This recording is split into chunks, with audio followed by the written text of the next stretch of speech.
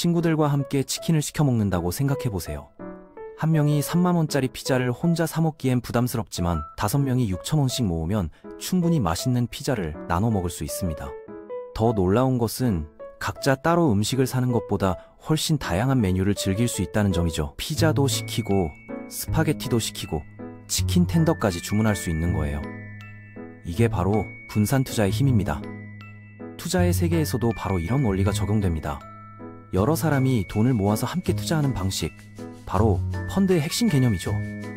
개인이 감당하기 어려운 큰 투자를 여러 명이 힘을 합쳐서 가능하게 만드는 것이 바로 펀드의 기본 아이디어입니다.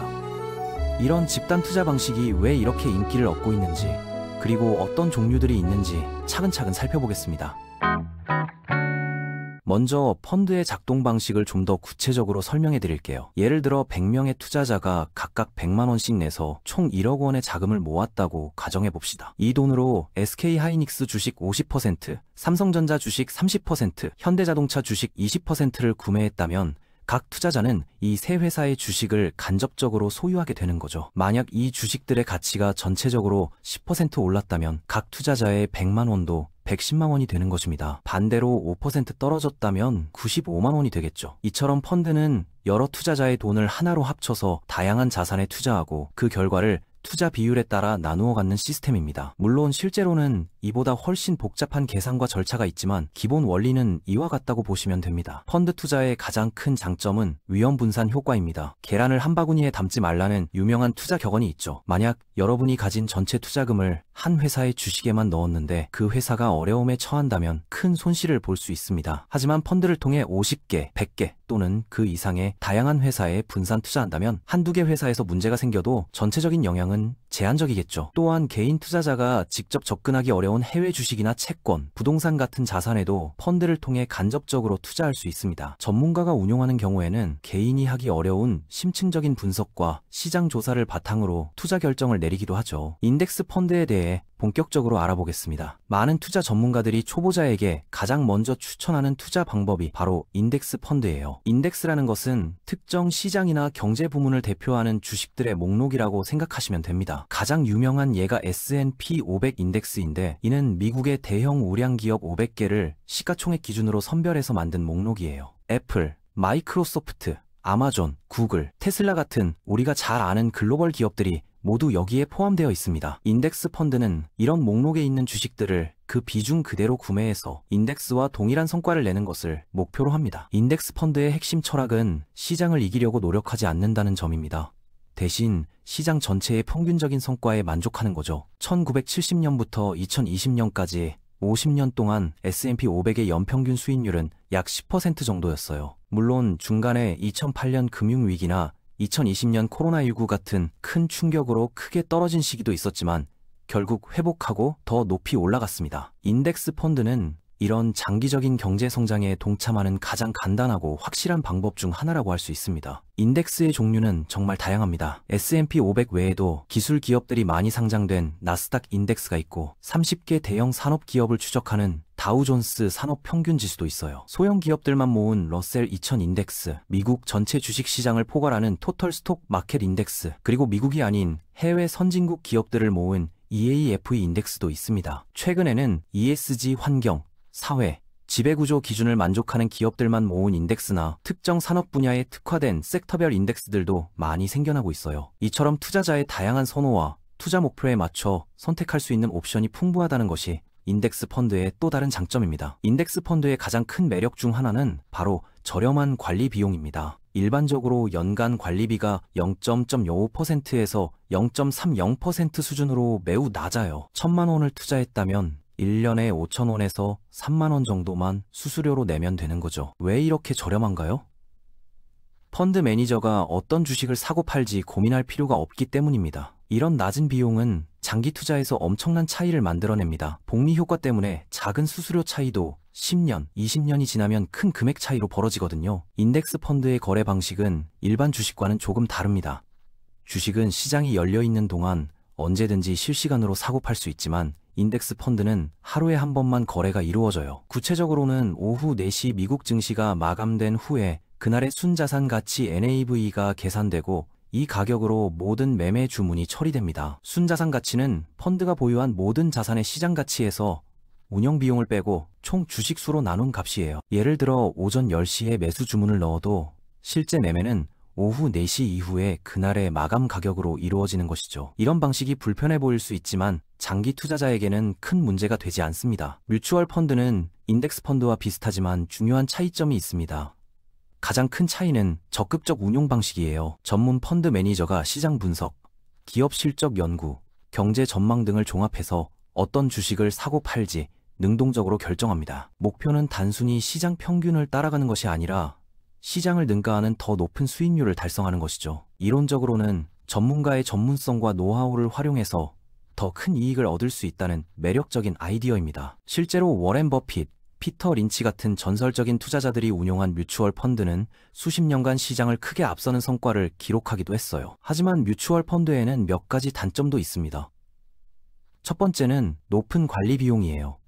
적극적 운용을 위해서는 많은 인력과 자원이 필요하기 때문입니다. 애널리스트들이 기업을 분석하고 펀드 매니저가 투자 결정을 내리고 트레이더들이 실제 거래를 수행하는 등 복잡한 과정이 필요하죠. 그래서 뮤추얼 펀드의 연간 관리비는 보통 0.8%에서 2.5% 수준으로 인덱스 펀드보다 훨씬 높습니다. 1,000만 원을 투자했을 때 연간 80만 원에서 250만 원을 수수료로 내야 하는 거예요. 더 문제가 되는 것은 이런 높은 수수료를 지불해도 대부분의 뮤추얼 펀드가 장기적으로 시장 평균을 이기지 못한다는 연구 결과들입니다. 그럼에도 불구하고 뮤추얼 펀드가 여전히 인기 있는 이유는 무엇일까요? 특정 분야나 지역에 대한 전문성을 활용하고 싶을 때 유용하기 때문입니다. 예를 들어 중국이나 인도 같은 특정 국가 시장에 투자하고 싶거나 바이오 테크놀로지나 클린 에너지 같은 특수한 산업 분야에 관심이 있다면 해당 전문성을 가진 뮤추얼 펀드를 찾아볼 수 있어요. 또한 일부 투자자들은 특정 펀드 매니저의 투자 철학이나 과거 성과를 신뢰해서 선택하기도 합니다. 다만 과거의 좋은 성과가 미래에도 계속될 것이라는 보장은 없다는 점을 항상 염두에 두어야 합니다. 뮤추얼 펀드를 선택할 때 고려해야 할 요소들이 있습니다. 우선 펀드의 투자 목표와 전략이 자신의 투자 목적에 맞는지 확인해야 해요. 과거 성과도 중요하지만 그것보다는 일관된 투자 철학과 리스크 관리 능력을 더 중요하게 봐야 합니다. 또한 펀드의 규모도 고려해야 하는데 너무 작으면 운용 효율성이 떨어질 수 있고 너무 크면 유연한 투자가 어려울 수 있어요. 펀드 매니저의 경력과 투자 스타일도 살펴볼 필요가 있습니다. 무엇보다 수수료 구조를 꼼꼼히 확인해서 예상 수익률 대비 비용이 합리적인 수준인지 판단하는 것이 중요합니다. 헤지 펀드는 완전히 다른 차원의 투자 상품입니다. 이름에 헤지라는 단어가 들어있어서 위험을 줄이는 펀드처럼 들리지만 실제로는 더 높은 수익을 위해 더 큰 위험을 감수하는 경우가 많아요. 헤지 펀드는 부유한 개인 투자자나 대형 기관권 투자들로부터 자금을 모아서 다양하고 복잡한 투자 전략을 구사합니다. 일반적인 주식이나 채권 투자뿐만 아니라 부동산, 원자재, 통화, 파생상품 등 거의 모든 종류의 자산에 투자할 수 있어요. 또한 일반 펀드에서는 사용할 수 없는 공매도, 레버리지, 옵션 거래 같은 고도의 금융 기법들을 자유롭게 활용할 수 있습니다. 헤지 펀드의 투자 전략은 매우 다양합니다. 롱숏 전략은 유망한 주식은 매수하고 전망이 어두운 주식은 공매도하는 방식이에요. 이벤트 드리븐 전략은 기업의 인수 합병이나 구조조정 같은 특별한 상황에서 발생하는 기회를 노리는 방법입니다. 글로벌 매크로 전략은 각국의 경제 정책이나 통화 정책 변화를 예측해서 통화나 국가별 자산에 투자하는 방식이죠. 정량 전략은 수학적 모델과 컴퓨터 알고리즘을 활용해서 시장의 비효율성을 찾아내는 방법입니다. 이런 복잡하고 전문적인 전략들은 큰 수익을 가져다 줄 수도 있지만 동시에 예상치 못한 큰 손실을 일으킬 위험도 안고 있어요. 헤지 펀드는 일반 투자자들에게 개방되지 않습니다. 미국의 경우 순자산이 15억 이상이거나 연소득이 3억 이상인 공인 투자자만 투자할 수 있어요. 이런 제한이 있는 이유는 헤지 펀드의 복잡성과 위험성 때문입니다.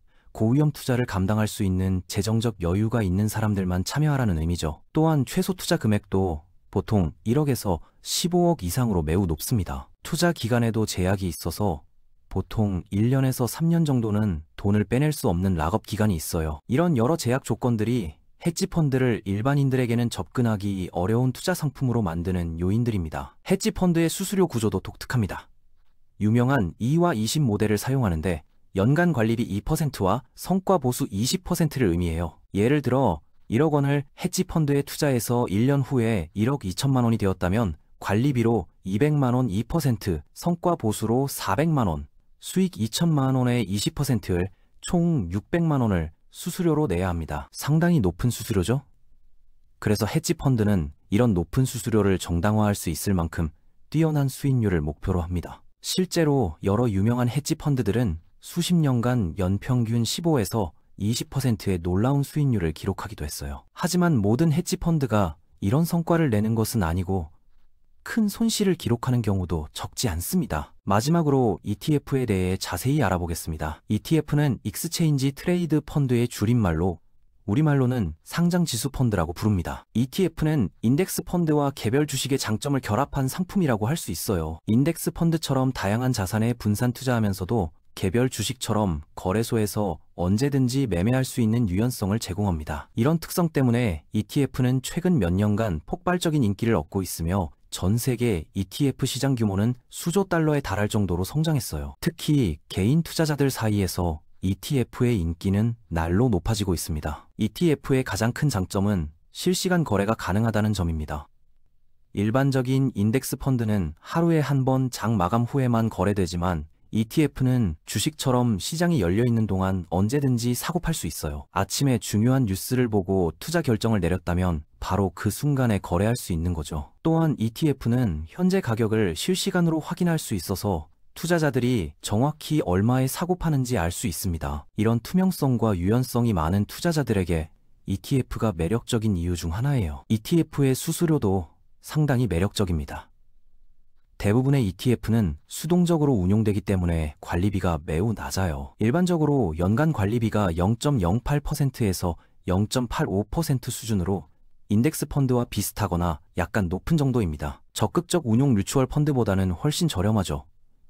또한 많은 증권사에서 ETF 거래 수수료를 면제해주고 있어서 접근성이 매우 좋습니다. 예를 들어 매월 일정 금액씩 투자하는 적립식 투자를 할 때도 거래 수수료 부담 없이 진행할 수 있어요. 이런 저렴한 비용 구조는 장기 투자자들에게 특히 유리합니다. ETF의 종류도 정말 다양합니다. 가장 기본적인 것은 S&P 500이나 나스닥 같은 주요 인덱스를 추적하는 ETF들이에요. 그 외에도 특정 산업 분야에 특화된 섹터 ETF, 특정 국가나 지역에 투자하는 국가별 ETF, 채권에 투자하는 채권 ETF 등이 있습니다. 최근에는 테마형 ETF도 인기를 얻고 있는데 인공지능, 로봇공학, 클린 에너지, 사이버 보안 같은 미래 성장 테마에 투자하는 상품들이죠. 심지어 가상화폐나 금, 은 같은 원자재에 투자하는 ETF도 있어서 선택의 폭이 정말 넓습니다. 이런 다양성 덕분에 투자자들은 자신의 투자 목표와 관심 분야에 맞는 ETF를 쉽게 찾을 수 있어요. ETF를 선택할 때 고려해야 할 요소들이 있습니다. 우선 추적하는 인덱스가 자신의 투자 목표에 맞는지 확인해야 해요. 관리 비율, 익스펜스 레이시오도 중요한 고려사항인데 같은 인덱스를 추적하는 ETF라면 수수료가 낮은 것을 선택하는 것이 유리합니다. 거래량과 자산 규모도 살펴봐야 하는데 거래량이 많고 규모가 큰 ETF일수록 매매할 때 가격 차이가 작아서 거래 비용이 절약됩니다. 또한 ETF가 실제로 기초 인덱스를 얼마나 정확히 추적하는지를 나타내는 추적차, 트래킹 에러도 확인해보세요. 이런 요소들을 종합적으로 고려해서 선택하면 더 효율적인 투자를 할 수 있습니다. 그렇다면 이 모든 투자 옵션 중에서 무엇을 선택하는 것이 좋을까요? 정답은 투자자의 상황과 목표에 따라 다르지만 대부분의 일반 투자자에게는 인덱스 펀드나 ETF를 추천합니다. 이유는 간단합니다. 저렴한 비용, 광범위한 분산 효과, 이해하기 쉬운 구조, 그리고 장기적으로 검증된 성과 때문이에요. 워렌 버핏도 일반 투자자들에게는 S&P 500 인덱스 펀드 투자를 추천한다고 여러 차례 공개적으로 말한 바 있습니다. 복잡한 투자 전략이나 시장 타이밍을 맞추려고 노력하는 것보다는 꾸준히 인덱스 펀드에 투자하는 것이 더 나은 결과를 가져온다는 것이 그의 믿음이죠. 인덱스 펀드와 ETF 중에서는 어떤 것을 선택해야 할까요? 둘 다 장단점이 있으니 개인의 투자 스타일에 맞게 선택하면 됩니다. 정기적으로 소액식 투자하고 싶다면 거래 수수료 없는 인덱스 펀드가 유리할 수 있고 유연한 거래를 원한다면 ETF가 더 적합할 수 있어요. 세금 효율성 면에서는 ETF가 약간 유리한 경우가 많지만 그 차이가 크지 않아서 결정적인 요인은 아닙니다. 중요한 것은 어떤 것을 선택하든 장기적으로 꾸준히 투자를 지속하는 것입니다. 뮤추얼 펀드는 언제 고려해볼 만할까요? 특정 지역이나 산업에 대한 전문성이 필요한 투자를 하고 싶을 때 또는 특별히 신뢰하는 펀드 매니저가 있을 때 고려해볼 수 있습니다. 다만 높은 수수료를 감안했을 때 그만한 가치가 있는지 신중히 판단해야 해요. 과거 성과가 좋았다고 해서 미래에도 계속 좋을 것이라는 보장은 없다는 점도 명심해야 합니다. 대부분의 경우 저비용 인덱스 펀드가 더 나은 선택이 될 가능성이 높습니다. 헤지 펀드는 일반적인 개인 투자자에게는 권장하지 않습니다. 높은 최소 투자 금액, 복잡한 투자 전략, 큰 위험성, 높은 수수료 등을 고려할 때 적합하지 않아요. 이미 상당한 자산을 보유하고 있으면서 포트폴리오 다양화를 위해 일부 자금을 고위험 고수익 투자에 할당하고 싶은 투자자들을 위한 상품이라고 보시면 됩니다. 대부분의 사람들은 인덱스 펀드나 ETF만으로도 충분히 좋은 투자 성과를 얻을 수 있습니다. 마지막으로 성공적인 펀드 투자를 위한 몇 가지 조언을 드리고 싶습니다. 첫째, 투자는 마라톤이지 단거리 달리기가 아닙니다. 단기적인 시장 변동에 일희일비하지 말고 장기적인 관점을 가지세요. 둘째, 정기적으로 꾸준히 투자하는 것이 시장 타이밍을 맞추려고 노력하는 것보다 효과적입니다. 셋째, 수수료와 비용을 최소화하세요. 작은 차이라도 시간이 지나면 큰 차이가 됩니다. 넷째, 자신이 이해할 수 있는 상품에 투자하세요. 복잡하고 이해하기 어려운 상품은 피하는 것이 좋습니다. 이런 원칙들을 지켜서 투자한다면 펀드를 통한 투자가 여러분의 재정적 목표 달성에 큰 도움이 될 것입니다. 오늘도 여러분의 경제적 자유를 응원합니다. 그리고 구독은 영상 제작에 큰 힘이 됩니다.